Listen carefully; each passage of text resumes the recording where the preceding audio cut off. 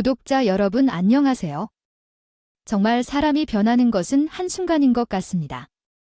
평생 제 편이 될 것이라고 생각했던 인간의 뒤통수를 맞고 난이 너무 얼얼해서 회복이 잘 안 되네요. 물론 저도 그만큼 아주 세게 역으로 뒤통수를 후려주긴 했지만 한 번 받은 상처는 깊게 새겨져서 그런지 잘 아물지 않는 것 같아요. 어떻게 보면 신은 저의 편이 되어주신 건지 일사천리로 잘 해결될 수 있긴 했지만 그 과정이 쉽지 않았어요. 그럼 지금부터 저에게 일어난 놀라운 일들에 대해 차근차근 이야기를 해드리도록 하겠습니다. 예비 신랑과 저는 아주 특이한 첫 만남을 가졌는데 사실 그때만 해도 이것이 운명인가 싶었습니다. 제 인생에 깊이 새겨진 경험이 있습니다. 그 당시에 백화점 안내 데스크에서 일하고 있었는데 백화점 안내 데스크는 사람이 누구든 할 수 있는 일로 보이지만 상당히 규율이 엄격했습니다.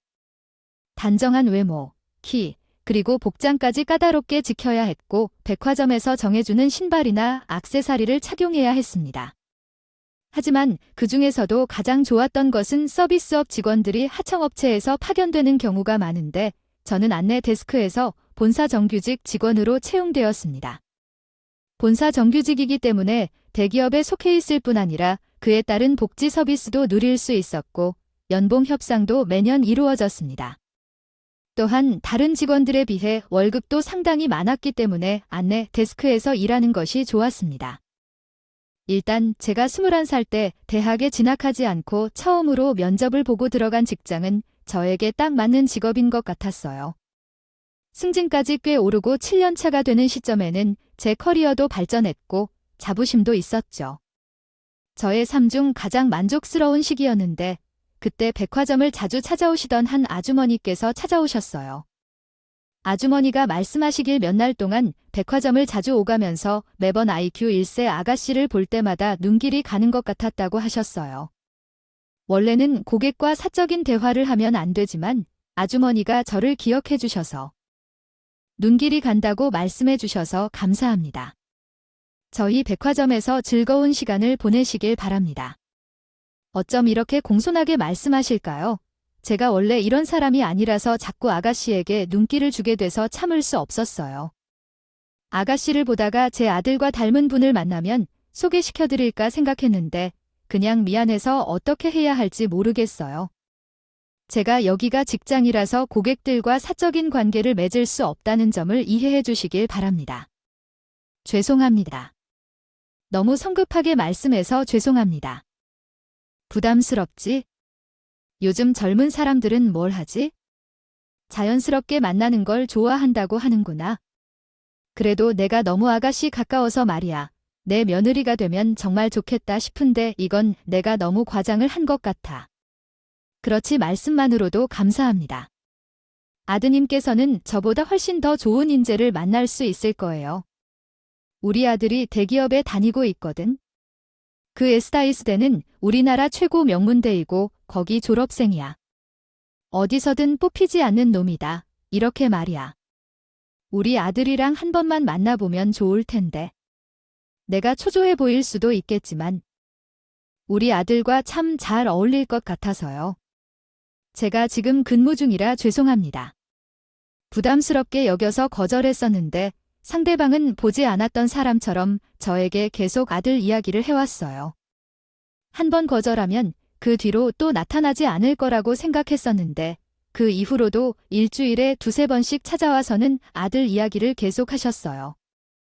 우리 아들에게도 저랑 있어 보이는 아가씨가 백화점에 있다는 말을 하니까 뭔가 아시는 척을 해보려는 것 같았는데 이러지 말고 한 번만 만나보는 게 어때요? 사람 인연이 어떻게 이루어질지 모르잖아요. 아가씨와 우리 아들이 만나고 정말 딱 맞을지도 몰라요. 반해버릴 수도 있는데요. 저는 지금 휴식 시간이라서 나중에 다시 이야기하는 건 어떨까요? 교대 시간이 올 것 같습니다. 죄송합니다. 몇 번이나 자리를 비우고 있다고 해도 제가 계속 따라다니는 모습을 보여서 아드님을 만나보라고 속삭였었죠. 거부가 안 되는 분이라는 걸 깨달았고요. 그래서 결국 한번 만나보고 거부하는 게 더 좋겠다는 생각까지 하게 되었습니다. 만나서 그 아들분께 이러지 말라고 말하고 직장에서 고통받고 있는 문제에 대해 설명하면 되겠죠. 사람들은 자존심이 있습니다. 솔직히 싫다고 말하는 것이 낫다고 생각했습니다. 그 아들도 아줌마처럼 저를 졸졸 쫓아다니지 않을 것 같았어요. 우리 아들이 생각보다 용모도 좋고 여자 인기도 많아서 여자친구 몇 번 데리고 온 적도 있었는데 그들 모두 제 마음에 들지 않았어요. 아, 내가 아가씨를 보는 순간 마치 운명처럼 만난 것처럼 우리 아들에게 어울리는 짝지를 처음 만났어요. 글쎄, 자꾸 이렇게 하시니까 너무 부담스러워요. 하지만 그렇게 원하신다면 한 번만 만나볼게요. 정말 우리 아들과 탁한 몸만 만나보면 생각이 바뀔 것 같아요. 저는 정말 좋은 사람이란 걸 보장해요. 그럼 내가 약속 시간과 장소를 정해서 알려줄게요. 결국 포기하는 마음으로 아들에게 잘 말해서 더 이상 찾아오지 못하게 만들어야겠다 생각해야지. 약속 장소에 나가게 되었어요. 그런데 글쎄, 그 아들이라는 사람을 만나게 됐는데 정말 제 심장이 발끝까지 떨어지는 것 같은 기분이 들었다니까요. 첫눈에 반한다는 것을 그동안에 믿지 못했었는데 그날 처음 실감을 했다니까요. 안 만났으면 어쩔 뻔했나 싶더라고요. 남들보다 머리통이 하나 더 있는 것처럼 키도 컸고 피부도 깨끗했고 얼굴도 이목구비가 뚜렷하고 잘생긴 사람인데 떡하니 인사를 하더라고요. 저에게 명함을 건네는데 대기업 로고까지 떡하니 박혀있는 걸 보고 어떻게 마음에 들지 않을 수가 있겠어요? 아줌마가 한 말처럼 얼굴을 보면 마음이 바뀔 것이라 했는데 사실이었습니다. 나도 세상에 찌든 속물만큼 찌든 사람이 어떤지 조건 좋고 괜찮은 사람과 만나보는 것도 나쁘지 않겠다는 생각을 했어요. 만나서 그 뒤에 헤어질 수도 있고 믿는다면 이득 아니겠어요? 우리 어머니가 꼭 한 번만 만나보라고 너무 예쁘고 괜찮은 분이라고 하셔서 궁금했었는데 정말 우리 어머니의 판단이 정확한지 봐요. 오늘은 첫 만남이라 제가 서투르고 어색했을지 모르겠네요. 하지만 다음에 뵐 때는 더 좋은 마음가짐으로 준비할게요. 해당 내용을 정독하였으며 수정된 올바른 한국어 문법 구조로 제공해 드리겠습니다. 해서 오도록 하겠습니다. 혹시 괜찮으시다면 저와 다음 주 주말에 함께 저녁 식사를 하시는 게 어떨까요? 말도 정중하게 했는데 저도 모르게 끄덕거리며 약속 시간과 장소를 잡게 되었어요. 그때 제와 예비 신랑의 나이가 20대 후반으로 다가가던 시점이었는데 서로를 진지하게 탐색하며 조건을 알게 모르게 따지면서 연애를 시작하게 되었죠. 저도 정규직이었고 예비 신랑도 대기업 대리였으니까 조금 먼 미래를 생각해도 괜찮겠다 싶었던 것이죠. 처음 연애를 하면서 매일 밤 휴대폰을 붙들고 잠을 잘 정도로 연락을 자주 하며 서로의 소문 일거수일투족은 모두 알고 있었어요. 그런데 연애를 시작한 지 약 4개월이 지난 때 예비 신랑이 야근으로 인해 매우 바쁘기 시작했어요. 요즘 왜 이렇게 연락이 잘 안 될까요? 회사에서 특별한 일이 있는 건 아니겠죠? 문자 메시지를 확인하면 전화 한 통만 줘도 좋아요? 그렇게 메시지를 남겨놓아도 오랫동안 연락이 없고 이런 일이 계속되니까 나조차 모르게 우울해지고 속이 상해지고 그러더라고요. 제가 뭐 하고 있긴 하지만 안내 데스크에서 일을 하다 보니 휴게 시간이 자주 있기도 하고 길기도 하거든요. 그 시간 동안 계속 휴대폰만 쳐다보고 있으면서 스스로 자존감도 조금 낮아지는 느낌이 들곤 했어요. 한날은 퇴근을 하려고 하는데 예비 신랑이 연락을 했어요.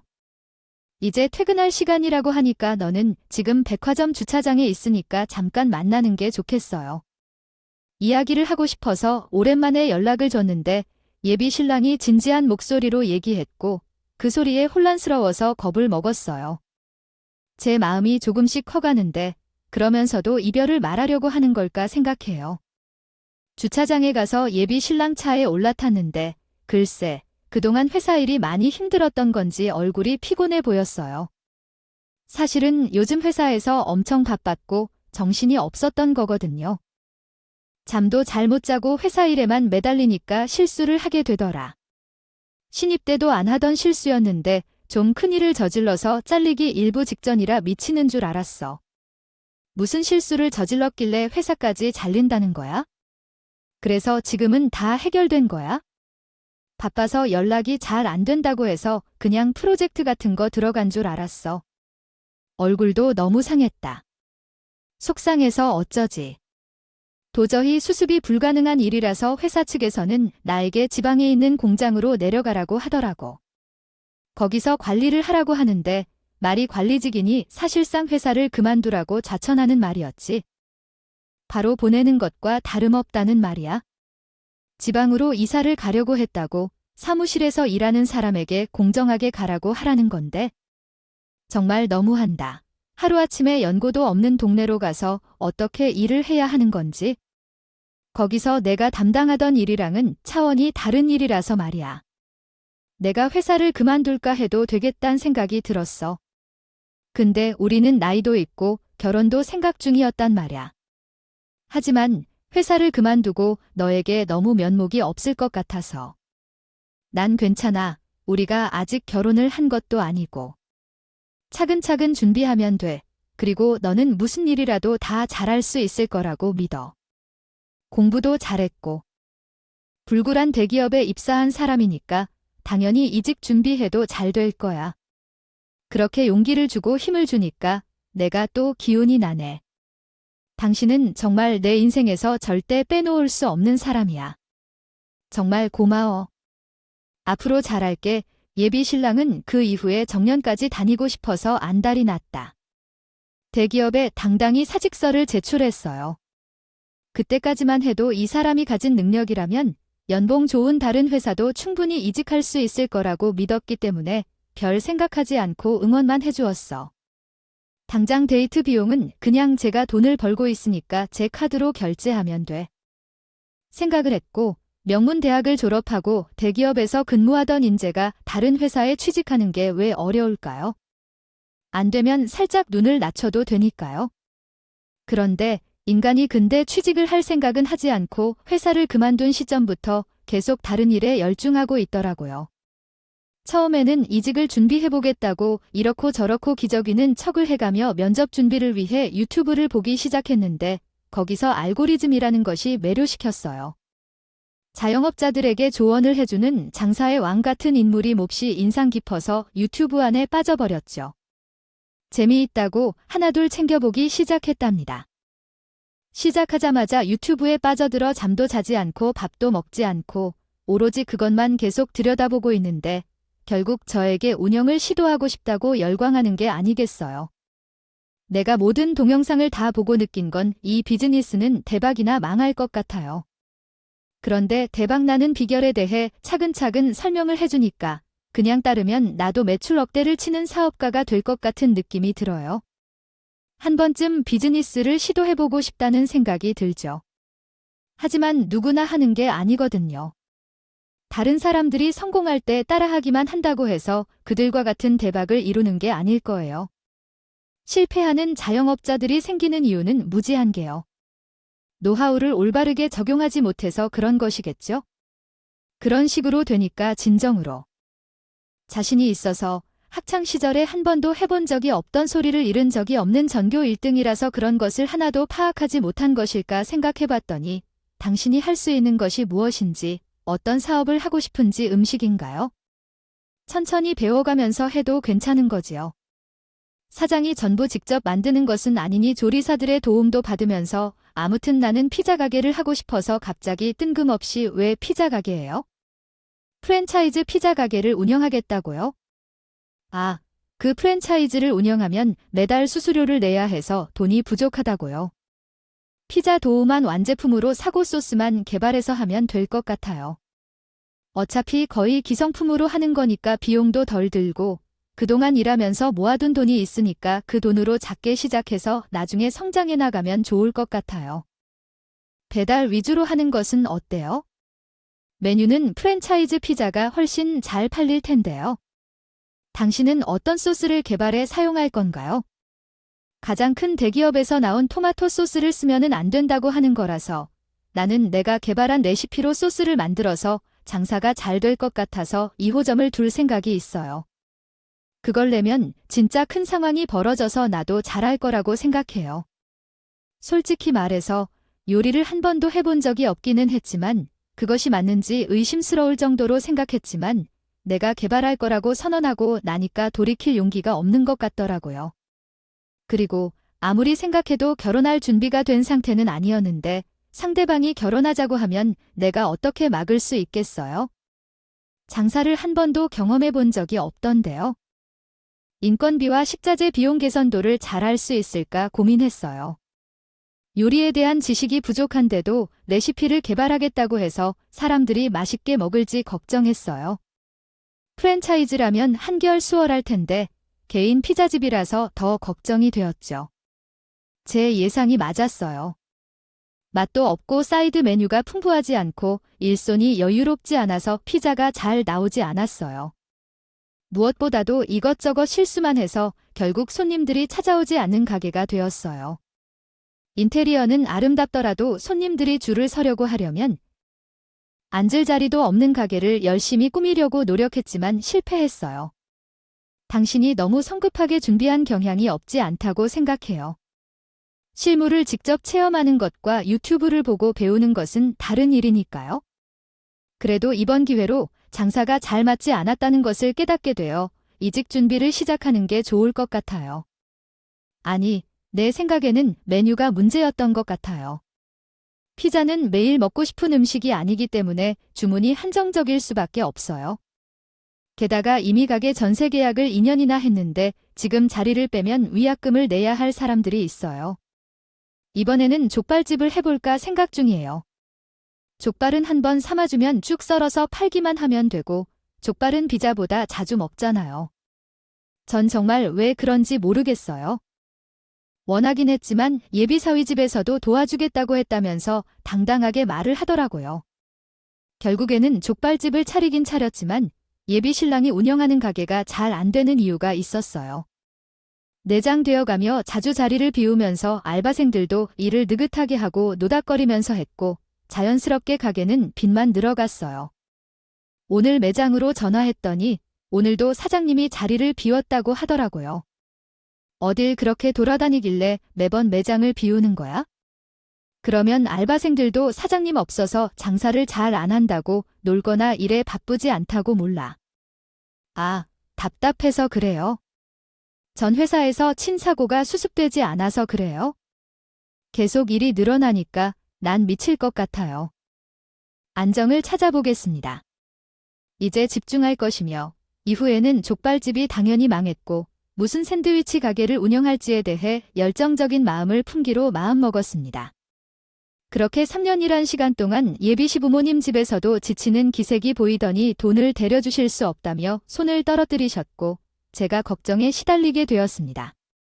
예비 신랑이 마음을 내어놓았던 사업계획서는 그 어느 장사의 왕도 아닐 만큼 훌륭했으며 돈을 빌려달라고 하는 일도 없었을 뿐더러 신세를 지고 있지 않은 점을 고려하면 그때 제가 동반자로 남아있었던 이유에 대해 손가락질을 받던 것으로 생각됩니다. 혹시 그 시기에 저도 그에게 약속을 했었나요라며 의심하던 분들도 있을 것입니다. 손해를 보지 않은 일도 있고요. 장사인지 사람이든 요즘은 대박이거나 망조일 때가 많아서요. 이에 내가 미신으로 잘 쏘가 대박을 치면 나의 운명도 당연히 좋아질 것이라고 생각했었는데요. 하지만 3년이라는 시간을 보내면서 예비 신랑은 계속해서 자신의 능력이 부족하다는 생각을 하지 않고 다음에는 대박을 얻을 것이라는 상상으로 하루를 살아가게 되었어요.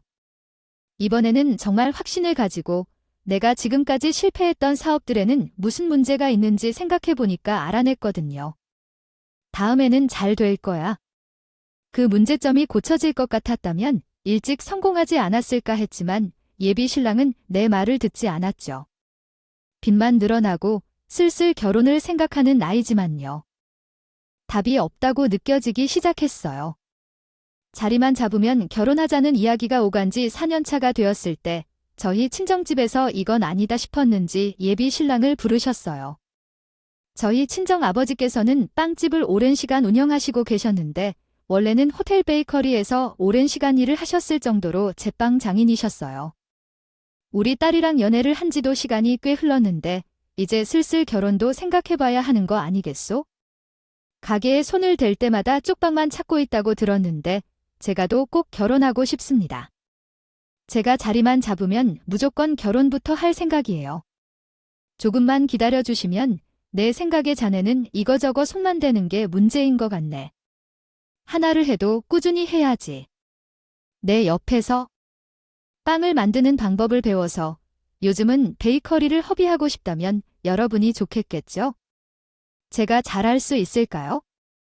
막 만드는 것이 쉬운 일이 아닌 것 같던데 세상에서 쉽게 돈을 벌게 되는 방법을 어떻게 찾을까요? 제가 제대로 옆에서 알려드릴 테니 내일부터 와서 배워보세요. 우리 딸도 잘하는 걸 보니 자네도 충분히 할 수 있을 거예요. 베이커리에 마음을 두고 있다면 이번에는 내가 투자와 지원을 해볼게요. 예비 신랑은 투자와 지원지라는 말이 좀 익숙해져서 바로 빵 만드는 법을 배워보겠다고 했어요. 이렇게 짧아도 되는 6개월 동안 매일 아침 6시부터 입문해보세요. 친정아버지의 베이커리에서 출근하여 빵을 반죽하는 것부터 배우기 시작했어요. 전에는 배우는 속도가 아주 빨랐는데 이제 웬만한 빵은 다 만들 줄 아니라서 아이 걱정이 없겠네요. 내가 받은 자리가 하나 있는데 그 주변에 빵집도 없고 괜찮아요. 학교도 근처에 있고 배달 주문도 꽤 들어올 것 같은데 내가 투자하기로 했으니 그 자리에 차려보는 게 어떨까요? 또 가게 인테리어는 제가 꾸며도 될까요? 그러면 투자금이 너무 올라갈 것 같으니까 내부를 고치는 건 천천히 돈을 벌어서 바꾸는 게 어떨까요?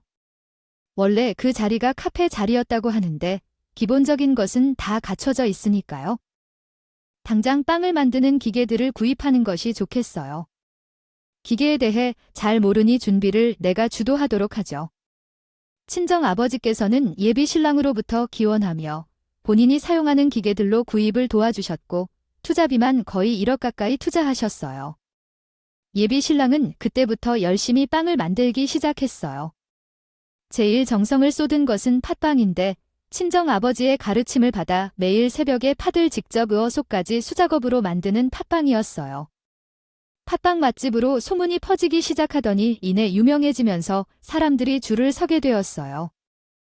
사가는 빵집으로 변몰렸습니다. 처음에는 예비 신랑이 혼자 운영하던 빵집이 혼자서는 운영하기 힘들 정도로 바빠지게 되었습니다. 가게가 오전 중에 준비해둔 단팥빵이 모두 매진되는 상황도 빈번했죠. 결국 인터넷에서 단팥빵 맛집으로 소문이 퍼지고 예비 신랑이 만드는 단팥빵을 먹으려고 사람들이 전국에서 줄을 서기 시작했습니다. 이번에 베이커리로 재오픈했는데 또 1년 만에 폐업하게 된다면 미련 없이 모두 끝낼 것입니다. 대기업에 들어가지 못하더라도 중소기업에서 취직해 일해보는 것이 좋을 것 같습니다. 당신을 먹여 살릴 거야? 그러니까 이번 한 번만 군소리 없이 날 믿어줘. 그렇게 간절하게 말하며 오픈한 베이커리는 연매출 50억이라는 미친 수준의 매출을 달성하게 되었어요. 저희 아버지의 가게보다 몇십 배 수준 이상으로 매출을 내니까 당연히 우리 집에서도 대견해 하셨죠. 예비 신랑은 물론이고 예비 시어도 하늘을 날아갈 듯이 기쁘해 했어요. 그동안 진 빚은 다 갚은 것은 물론이며 돈이 억수로 쌓이니까 날이 갈수록 기쁨만 더해지기도 했어요. 예비 신랑이 단팥빵에 주력하면서 친정아버지께서 레시피를 만들어 팔다가 여러 맛을 시험하고 변형하여 판매한 결과 상당히 인기가 있었어요. 가게를 처음 열었을 때 친정아버지께서 투자를 해주셨었죠. 그때 그분께서 이렇게 말씀하신 적이 있었어요. 물론 너가 우리 딸과 결혼한다는 얘기를 하니 나도 예비사위에게 투자하는 셈이지만 서류상으로 암남이나 다름없으니 무조건적으로 투자를 할 순 없지. 계약서를 작성하는 게 좋을 것 같아 때문에 비슷한 공동 투자 형식으로 일정 기준의 금액을 친정아버지에게 제공하는 계약을 체결했어요. 그런데 매출이 50억 원을 넘긴 뒤 그의 태도가 변해져서 그가 혼자 이득을 취하는 놈인지 원래 그런 검은 머리 짐승이었던 건지 알 수 없지만요. 친정아버지를 찾으러 왔다가 아저씨가 만두를 팔고 계신 거 아니겠어요? 제가 현재 만두 대신에 단팥빵을 만들고 있습니다. 하지만 이제는 예전과 달리 장인의 산물로 자부할 수는 없습니다. 왜냐하면 이번에 사용하는 레시피는 제가 직접 개발한 것이기 때문입니다. 저 혼자 만들어낸 것이라서 그런 생각이 들더군요. 또한 대기업과의 협업이 예정되어 있고 제 2호점도 곧 오픈할 예정입니다.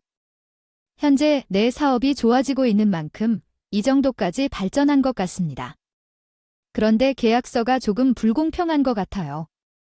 왜냐하면 자네는 기본적인 반죽 섞는 기술이나 빵 만드는 노하우를 나로부터 배웠기 때문입니다. 그렇기 때문에 전혀 불공평하지 않다고 생각해요. 자네가 떠나면서 더 많은 빵을 만들 수 있었겠죠. 게다가 그때는 가게를 오픈할 수 없는 상황이었던 걸로 기억하는데요. 주말에는 풀타임으로 근무를 하고 월요일부터 목요일까지 이틀은 쉬었어요. 쉬는 시간에 예비 신랑이 빵집에 가서 혼자서 찾아가 있었어요. 사실 몰래 찾았다고 말하기에는 표현이 조금 이상하지만 말을 하지 않고 불시에 찾아간 겁니다. 그런데 글쎄 예비 신랑이 누군가와 히히덕거리며 신나게 대화를 하고 있었어요. 자세히 보니까 예비 신랑의 동생들이었어요.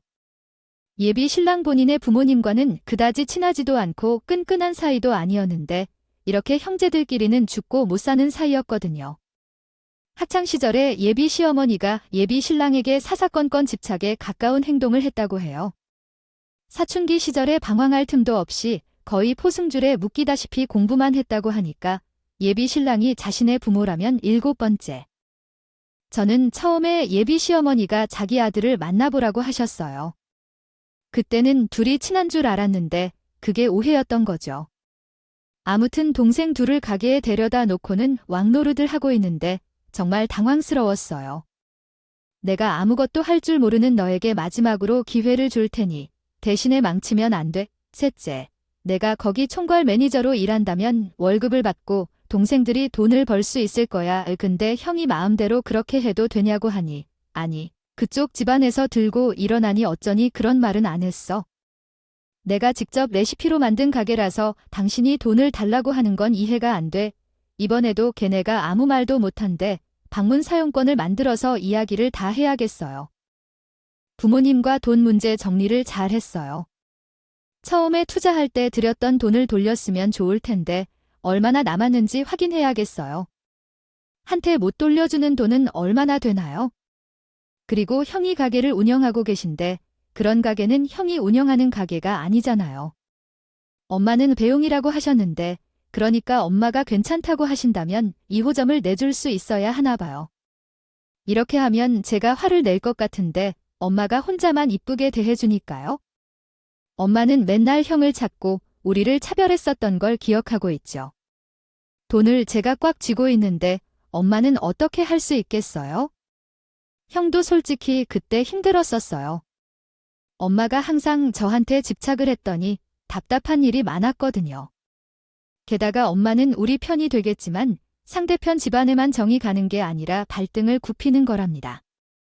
총괄 매니저라고 하면 한 달에 얼마나 월급을 받게 되는 건가요? 둘째 형은 가게 수익을 다 가져가는 건가요? 아니야, 나도 월급을 판 1,000만 원을 받아야지. 그런 건 일단 매출이 얼마인지 확인하고 결정하는 게 좋지 않겠어요. 형도 다 생각이 있으니까 준 대로 받아먹어야지. 너, 내가 아니었으면 지금 뭐 해먹고 살고 있겠어? 감사한 줄 알아야지. 셋이 아주 즐거운 줄도 모르는 상태에서 상당한 모의를 하고 있는데 기가 막히더라고요. 제가 빵집 문 앞에서 팔짱을 끼고 서서 카운터에서 나누는 대화를 다 듣고 있었어요. 그런데 지들끼리 심취해서는 제가 온 줄도 모르고 깔깔거리며 난리를 낸다고 누구냐고 아는 체하며 싸우고 놀리고 난리를 피우던 서로 갈등하며 시비를 걸고 자유롭게 논다. 너가 지금 빵집을 차리게 된 것도 누구의 덕인가. 그런 소리를 하네. 깜짝 놀랐다. 쥐새끼도 아닌데 왜 다른 사람 말을 엿듣고 그렇게 한다니. 그리고 솔직히 내가 뭘 잘못한 소리 했어? 너희들 아버지야말로 엄청난 일을 해냈는데 그런 기술을 몇 개 가르쳐주고 받은 돈이 얼마인지. 그 양심이 있으니까 내가 그나마 불공정한 계약이라고 하자 너희 아버지가 알겠다 하고 넘어갔는데 아니겠지. 무슨 소리냐. 너나 너희 아버지야 어째서 우리 것을 적정대로 돌려주는 놈인가. 그렇게 우리 아버지는 양심이라도 살아있겠지. 넌 뭐야도 대체 그동안 내가 버린 시간이 몇 년인데 2호점이 어쩌고 어째 돈을 못 줘. 우리 아빠 아니었으면 손가락이나 빨고 있었을 거면서 그깟 투자금 1억 준 걸로 생색 오지게 낸다. 내가 지금 버는 돈이 얼만데 고작 1억 가지고 그렇게 생색을 내면서 내 피를 빨아먹으려고 드러너네. 집안이 전생의 목이었냐? 내 피 쪽쪽 빨아먹게. 그깟 1억 내가 지금 바로 써줄게.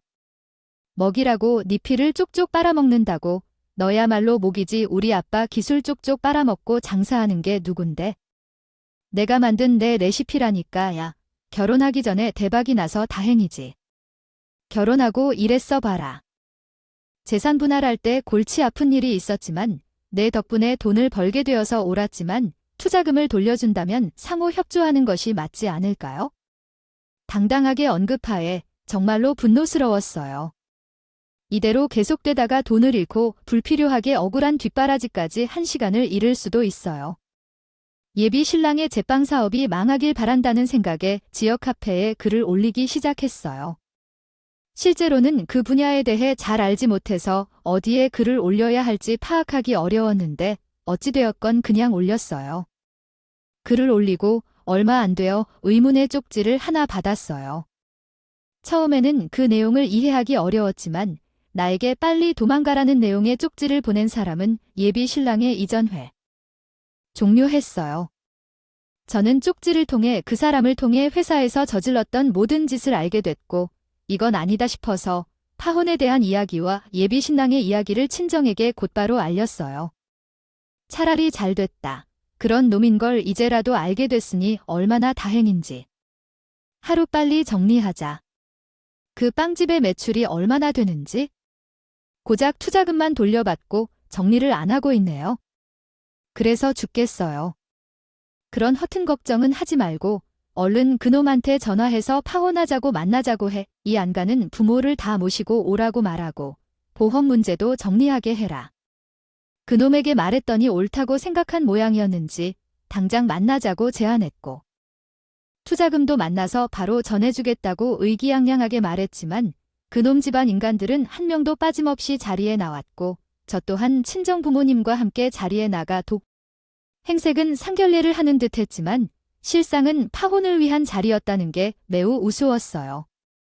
우리 친정아버지는 그놈을 호되게 꾸짖으며 말씀하셨습니다. 좋은데 모든 일이 망해 빚만 쌓인 그 대상에게 계절 하나만 가르쳐 주었더니 그에게 감사하며 평생 잘할 생각은 하지 않고 동생들에게 지분을 나눠줄 것이라고 말한 그놈을 뒤통수 치며 예상치 못한 발언을 한 예비 시부모가 되려던 인간들은 놀란 눈으로 쳐다보았고 그 인간 종말 그놈은 콧방귀를 끼게 되었습니다. 제가 잘해서 이만큼 번창했지만 숟가락에 얹으려고 하는 사람은 누구인가요? 그동안 돈을 많이 벌어서 챙긴 것만으로도 꽤 괜찮으시지 않나요? 투자금을 뽑아도 아직 남아있을 것 같지만 제가 양심이 있으니까 돌려드리도록 하겠습니다. 그런데 여기까지가 이 모든 일의 끝인 것인가요?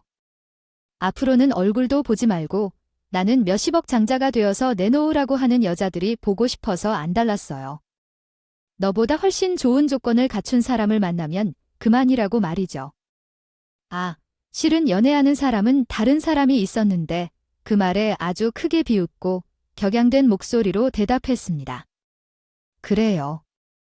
결혼 전에 대박 터져서 다행이었다고 했지 얼마나 다행한지 뒤통수까지 제대로 쳤던 놈한테 뭐 이쁘다고 빵집을 주면 내 명의로 된 빵집이니까 이제 내가 방 빼면 돼 내놓으라 하는 그 여자들에게 돈 좀 대달라고 하면 되겠네. 점심에 뭘 잘못 먹었는데 명함은 무슨 내 명이야 이게 무슨 소리야 그러면서 그 놈이자 부모를 만나러 갈 뻔했던 그 아줌마가 시선을 회피하는 것이 보였대요. 아니 뭘 잘했다고 고개를 빳빳하게 들고 내가 하겠니 투자금을 돌려주겠다고 하고 있어. 빨리 잘못을 인정하고 빌어 지금이라도 용서해달라고 하라고 이놈아. 그리고 내 동생들에게 지분을 나눠주겠다는 건 그 무슨 소리야 쟤네한테. 어떤 행동을 해주겠다는 말을 하고 계시네요. 주업은 반분 주신다거나 그런 얘기는 우리끼리 하면 되지요. 가게가 제 명이라는 얘긴 무슨 소리인지 알려주세요. 내가 그 말에 웃으며 대답했어요. 너 회사를 그만둔 이유가 일하다가 실수한 게 아니라 사내에 있는 여직원에게 잘못 대우한 것 때문이었어요. 그러니까 고수당에서 발생한 것인데 그 말에 존재했던 모든 사람들이 놀라기 시작했어요. 또 우리가 연애를 시작한 지 얼마 되지 않았을 때 그렇게 되었다는 말도 들었어요. 상황이 악화되어 터졌다는 이야기도 들은 것 같아요. 너의 버릇이 완전히 변했나 봐요. 그것을 어떻게 알았는지요? 그것을 아무도 모르게 처리하려고 했는데 말이에요. 신경을 써야 했는데 그건 이유가 있었나 봐요. 피자집이든 족발집이든 자리를 자꾸 비운다고 했더니 법정 출석이나 변호사 면담 때문에 자리를 비웠던 거였어요. 게다가 5명도 아니고 니네 엄마 이름으로 가게를 차린다고 했을 때 이상하다고 생각했지. 근데 그 빵집이 왜 내 이름이냐고 생각을 해보세요. 니네 엄마가 제빵 자격증이 있기나 했냐며 그 말에 그의 표정이 달라졌어요. 한참을 입을 벌리고 생각하던 그가 아줌마에게 소리를 질렀어요. 아, 뭐야. 그럼 사업자 등록증이 어떻게 엄마 이름으로 적혀 있는 건데 엄마 이름으로 된 가게 맞다고 했잖아. 우리는 투자금만 받은 거라고 나중에 아무 문제 없을 거니까 열심히 해보라고 했더니 어떻게 된 거냐고요. 그러니까 회사에서 내가 하는 더러운 습관 때문에 고수당해서 벌금 내야 했는데 거기가 학교 근처여서 고발을 당한 게 맞았지? 그래서 가게를 못 낸다. 우리 아들이 범죄자로 꼬박꼬박 까발릴 수도 없고 나는 예비 며느리 이름으로 제출하겠다 했어. 하지만 제빵 자격증이 없어서 못 냈겠지? 결국 결혼할 건데 예비 며느리 이름으로 했잖아. 하채는 어릴 때 자격증을 따서 가지고 있다고 해서 그가 그 말을 하자 그네 얼굴이 당황했어. 그럼 왜 사업자 등록증에 너 엄마 이름이 있는지 물었더니 그 사정을 미리 공개했으면 나는 이런 짓은 안 했을 거야. 내 이름으로 될 때까지 숨길 생각일 거니까. 그렇다면 아줌마가 먼저 입을 열었어요. 아줌마는 그 사람과 친해지지 않았다고 이야기를 했어요. 아줌마가 계속해서 그 사람에게 집착하다가 그 사람이 화를 내서 끝을 끊겠다 했다고 해요. 둘 다 서로를 속이기로 결심을 한 거죠. 상대방의 일을 숨기고 뒷북을 쳤다는 게 그런 거예요. 그랬는데도 모르고 그 사람은 나를 버리고 동생 둘까지 데리고 가게를 먹으며 사라져 버렸어요. 그렇게 나를 뒷바라지한 거지? 정말 어이없는 상황이죠. 또 다른 여자를 만났다고 집으로 간다며 얼마나 충격적인 건지요. 솔직히 예비 며느리라는 말로 너무 화를 내셨을 텐데요. 그때의 상황은? 내가 사업하는 걸로 나를 속인 돈은 몇 푼밖에 안 됐어.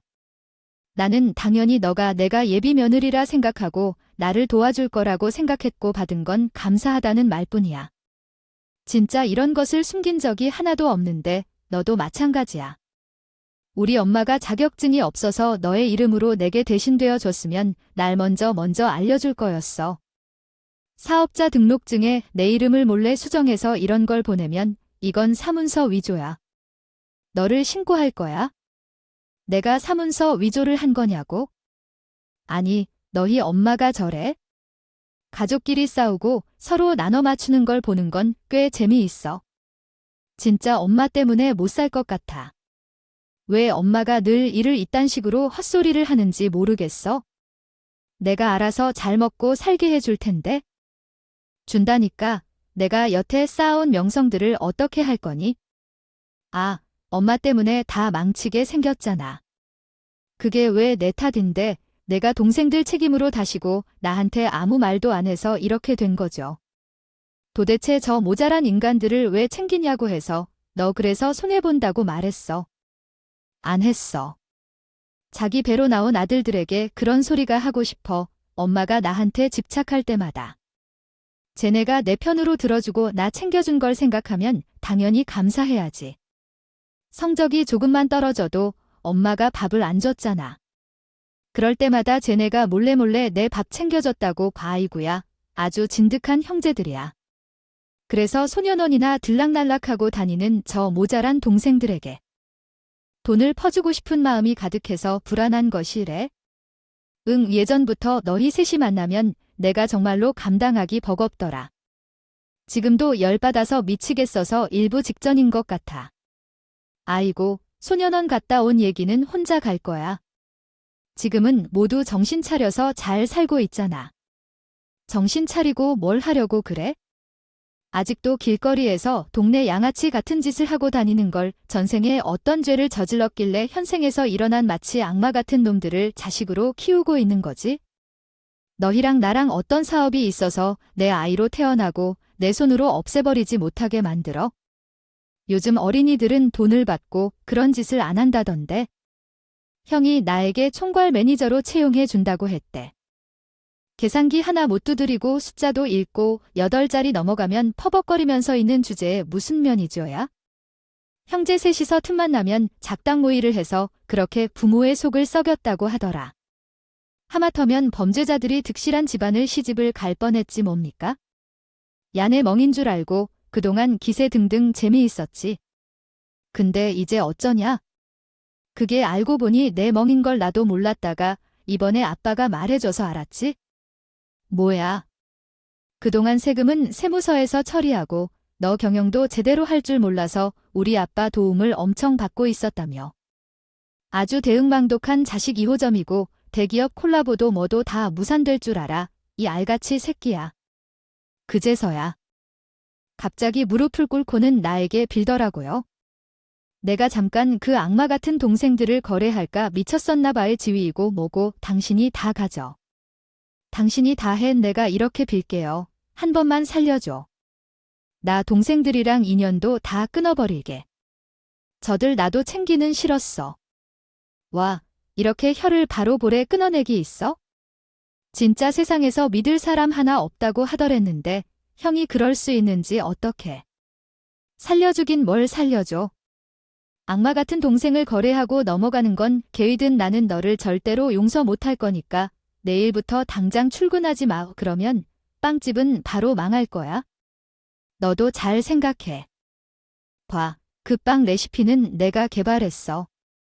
나만이 만들 수 있다는데 한 번만 기회를 줘. 나한테 진짜 잘해봐도 돼. 이제 욕심 안 내고 일만 죽어도 할게. 돈은 다 너가 갖고 있어? 사람은 고쳐 사용하지 않는다고 했어? 어디서 범죄자처럼 우리 딸 앞에 얼굴을 밀지 마. 당장 꺼져. 바운인 나도 내 명예를 알려줘야겠으니까. 그걸로 말끝. 제 본심을 제대로 보여주어야 하겠지? 나는 가게 하나하나를 바로잡기 시작했어. 둘째와 셋째, 동생 놈들을 가게에서 일하게 해달라고 하니 둘을 가게 출납원으로 일을 시켰었지. 그러니 잘났어. 당당하게 내 이름이 적힌 사업자 등록증을 다시 내었어요. 다행히 예비신랑 근원과 오래 일했던 제빵사가 레시피를 다 알고 있어요. 그 빵만 만드는 건 어렵지 않았죠. 가족들만 쏙 빼고 직원들과 힘을 합쳐 없앨 메뉴를 제거하고 주력 제품에만 힘을 쏟으며 레시피를 하나하나 익혀갔답니다. 처음에는 주인이 바뀌었다는 소문으로 손님들이 줄었고 악의적인 댓글을 남기는 사람들도 있었어요. 하지만 단골 손님들은 맛을 알아보는 법이라 손님들이 점점 붙기 시작했어요. 그래서 옆 동네에 다시 빵집을 차린 그를 향해 당했던 회사 동료가 글을 써주었다고 하네요. 어느 동에 새로 생긴 베이커리 주인이 대기업에서 일하던 시절 나를 해치려고 해서 회사에서 해고당한 사람입니다. 그런 인물이 빵집을 운영한다니 웃겨요. 결코 그 가게에 방문하지 마세요. 나는 그 아래에 댓글을 남겼어요. 그 베이커리에 다다르는 남자 둘로 주인장의 동생들인데 소년수련원에 다녀간 사람들이라고 하더군요. 피가 속을 수 없다더라고요. 그 인물 덕분에 그의 가게를 떠났던 손님들이 우리 가게로 다시 찾아왔고 우리는 연 매출이 50억 이상의 성과를 냈어요. 우리 가게는 열린 지 얼마 되지 않아 망해버린 그의 가족들은 돈을 다 까먹고 쌓아둔 재산도 모두 날리고 있는 것 같더라고요. 없다더라고요. 건선징악이라고 하잖아요. 제가 상처를 받을 만큼 성장했고 자리까지 완벽하게 잡았기 때문에 다니던 백화점에서 당당하게 퇴사했어요.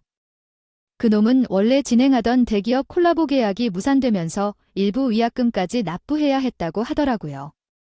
저는 모든 시련을 견뎌내고 견고해진 덕에 베이커리를 성공적으로 운영하며 살고 있습니다. 새로운 생명을 시작한다는 마음가짐으로 더 나은 사람이 되기 위해 노력할 것입니다. 감사합니다.